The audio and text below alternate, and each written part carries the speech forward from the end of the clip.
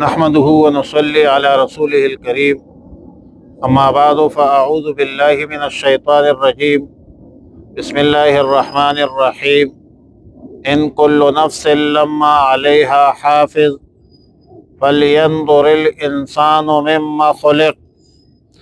پارہ نمبر 30 سورۃ الطارق، رکوع 1 آیت نمبر 4 تا 7۔ ان کل نفس لما علیہا حافظ، یہ جواب قسم ہے والسماء والطارق کے قسم کا۔ اس جملہ کے شروع میں ان نافیہ ہے اور لما مشدد بمعنی اللہ ہے، جو عرب کے مشہور قبیلے حذیل کے لغت میں استثناء کے معنی پر استعمال ہوتا ہے۔ آیات کا معنی یہ ہے کہ کوئی نفس ایسا نہیں جس پر حافظ نہ ہو، کوئی نگران مقرر نہ ہو، جو کسی کے اعمال کو مد نظر رکھ کے، نظر میں رکھ کے ان سے حساب لے، اس کو حافظ کہتے ہیں، نگران کہتے ہیں۔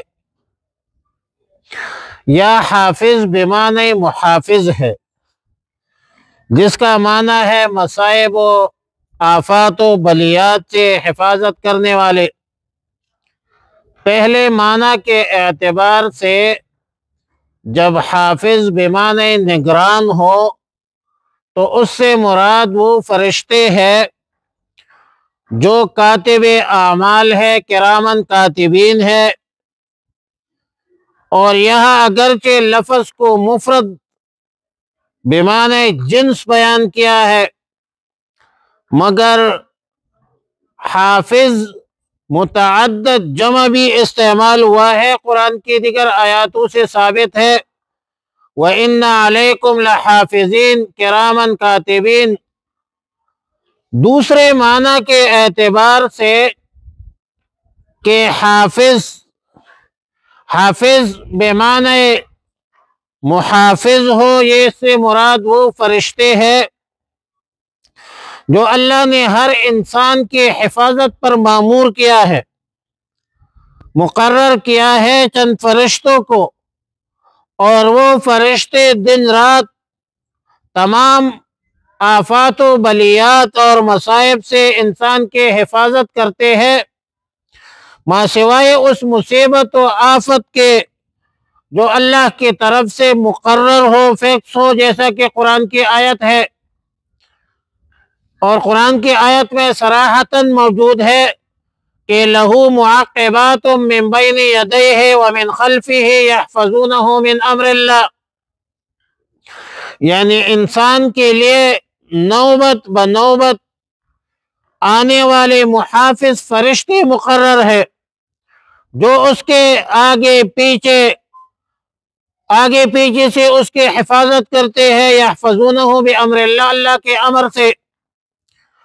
حدیث میں ہے کہ رسول اللہ صلی اللہ علیہ وسلم نے فرمایا کہ ہر مومن پر اللہ کی طرف سے 360 فرشتے اس کے حفاظت پر مقرر ہے، جو انسان کے ہر عضو کی حفاظت کرتے ہیں۔ ان میں سے 7 فرشتے صرف ایک آنکھ پر مقرر ہے جو اس کی حفاظت کرتے ہیں۔ اس طرح جیسا کہ ایک شہد جو ہے ایک برتن میں پڑے ہو، شہد ایک برتن میں آپ نے رکھے ہے، تو اس پر آنے والے مکھیوں کو پنکھا جو ہے وغیرہ اس سے دفع ہو جاتے ہیں، روک دیا جاتا ہے اس کو۔ تو اور اگر انسان پر یہ حفاظت پیرا نہ ہو تو شیاطین انسان کو اچک لے گا۔ قذافی تفسیر قرطبی۔ فَلْيَنْظُرِ الْإِنسَانُ مِمَّا خُلِقَ، انسان کو دیکھنا چاہیے کہ وہ کس چیز سے پیدا ہے، اپنی ابتدائی حالت و وحلت پر غور کرے، فکر کرے کہ انسان کے مادہ تخلیق میں کس چیز کا عمل دخل ہے؟ فرمایا خلق من ماء دافق، انسان ایک اچلنے والے پانی سے پیدا کیا گیا ہے، جو انسان کے پشت اور سینے کے ہڈی کے درمیان سے نکلتا ہے۔ عام مفسرین نے یہ مفہوم بیان کیا ہے کہ منی مرد کے پشت سے نکلتے ہیں، کمر سے نکلتے ہیں اور عورت کے سینے سے نکلتے ہیں، مگر انسانی اعضاء کی طبی ماہرین کے تحقیق اور تجربہ کچھ یوں ہے کہ نطفہ در حقیقت انسان کے ہر عضو سے نکلتا ہے، بچے کا ہر عضو اس جزء نطفہ سے بنتا ہے جو مرد عورت کے اسی عضو سے نکلتا ہے۔ البتہ دماغ کو اس معاملے میں بڑا عمل دخل ہے، اسی لیے مشاہدہ ہے کہ کثرت جماع جو ہے یہ اکثر دماغ کے کمزوری میں مبتلا ہوتے ہیں، ضعف دماغ میں مبتلا ہوتے ہیں۔ اطباء کی تحقیق یہ بھی ہے کہ نطفہ تمام اعضاء سے منفصل ہو کر نخاع کے ذریعے خصتین میں جمع ہوتا ہے اور وہاں سے نکلتا ہے۔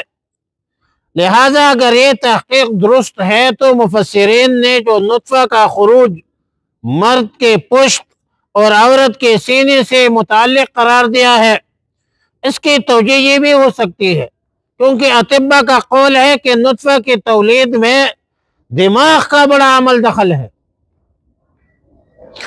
دماغ کا عقب نخاع ہے، نخاع کدھر ہے؟ ریڑھ کی ہڈی کے اندر جو دماغ ہے پشت پر، اور پھر خصتین میں آ جاتا ہے۔ اس کے کچھ شاخیں، کچھ شعبے یہ کمر کے ہڈیوں کے وہ پھیل جاتے ہیں مختلف جسم کے مختلف حصوں میں۔ عورت کے نطفہ سے سینے کے ہڈی سے آنے والی نطفہ جو ہے وہ ہو یا مرد کے نطفہ میں پشت سے کمر سے آنے والی منی ہو، اس میں یہ تخصیص نہیں ہے کہ خلق من ماء دافق یخرج من بین الصلب والترائب، پشت سے اور سینے سے نکلتی ہے۔ اب ظاہر ہے کہ سینے سے بھی یہ پشت سے یہ اعضاء جو ہے یہ پھیل جاتے ہیں، لیکن عمل دخل جو ہے زیادہ عمل دخل مرد کے منی نکلنے میں کمر کا ہے۔ جو کثرت جمع کرتا ہے اس کے دماغ کمزور ہو جاتے ہیں، کمر میں درد ہو جاتا ہے، اور اسی طرح عورت جو ہے اس کی منی جو ہے اس کی سینے سے نکلتا ہے۔ تو دونوں تحقیقات ٹھیک ہے، اور دونوں تحقیق جو ہے وہ اپنی جگہ پر ایک مسلمہ حقیقت ہے، اور اسی کوئی عام کیا کہتے ہیں ذی شعور انسان اس سے انکار کر نہیں سکتا۔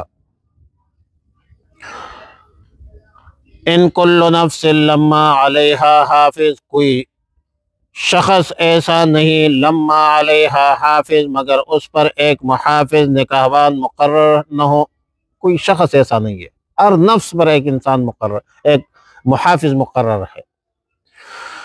فَلْيَنْظُرِ الْإِنسَانُ، پس دیکھنا چاہیے انسان کو، مما خلق، کہ وہ کس چیز سے پیدا کیا گیا ہے۔ خلق من ماء دافق، پیدا کیا گیا ہے اچلنے والے پانی سے، یخرج، جو نکلتا ہے، من بین الصلب والترائب، درمیان پیٹھ اور سینے کے ہڈیوں سے، یعنی کمر سے اور سینے سے۔